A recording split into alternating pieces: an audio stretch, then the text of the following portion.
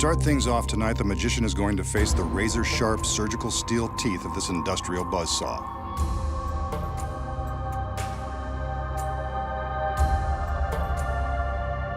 As he is soon to find out, the saw blade is real and the teeth are incredibly sharp.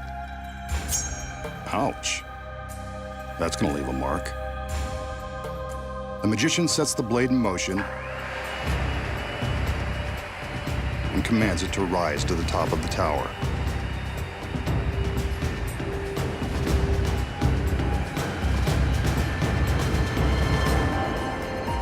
Remember the old saying, what goes up must come down? So for safety's sake, the blade stops before the girls walk underneath.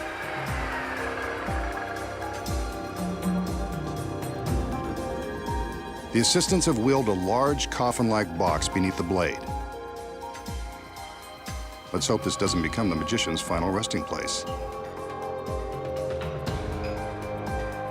The lid is raised and he steps inside, taking a moment to get himself comfortable in this very uncomfortable situation. This is probably a good time to remind you not to attempt this. The magician may be giving away the secrets, but he's a trained professional. With the front of the box lowered, we can see that he's held in place by a wide steel band and handcuffs. He's not going anywhere. From the time the blade begins its descent, our magician has only 30 seconds to escape.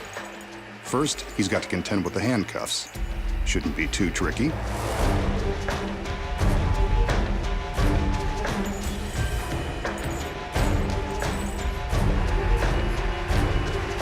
Only 20 seconds left. This isn't going well. The assistants are under strict orders not to stop the blade. But will they obey? The blade is now just inches away. Will he escape in time?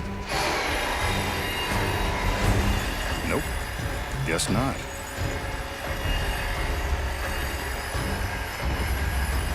Well, this is a first, and we've still got an hour's worth of tricks to expose. Too bad he didn't save this trick for his big finish.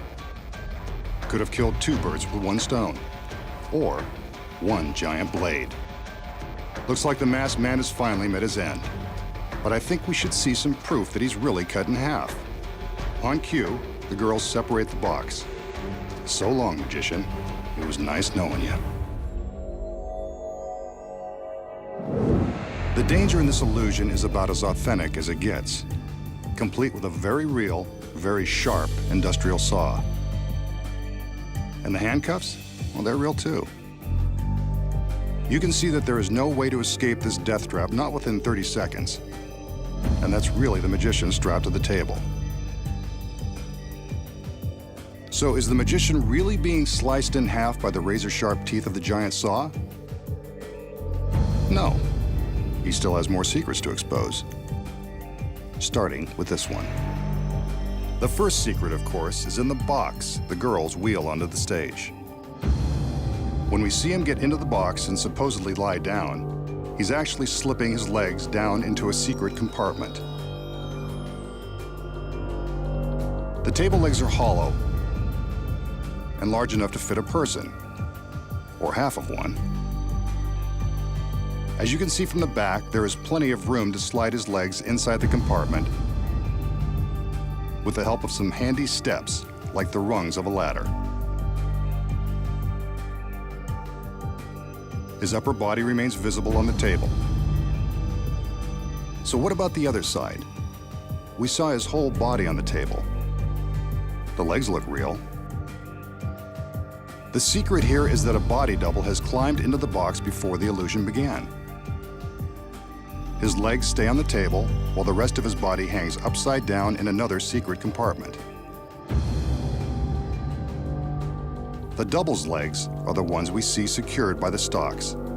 The magician is in the front half, the double is in the back, and that steel band will cover the gap. With the body double in place before the illusion begins, the audience has no idea they're about to be duped. But how did two men make the illusion of one body so convincing? When the steel bands are lifted away, we can see the space between them. When the bands are in place, they cover the gap. The audience has no idea they aren't looking at the magician. But that is a real saw blade, and it is the magician's shirt being torn from his body. There is real danger here. So to ensure the magician's safety, there is a gap between the two halves of the table, allowing room for the saw as it is lowered. Wooden partitions on each side protect the men from harm. But when the two sides of the table are pulled apart, it looks as though the magician has been sliced in two. Now, you know how it's done.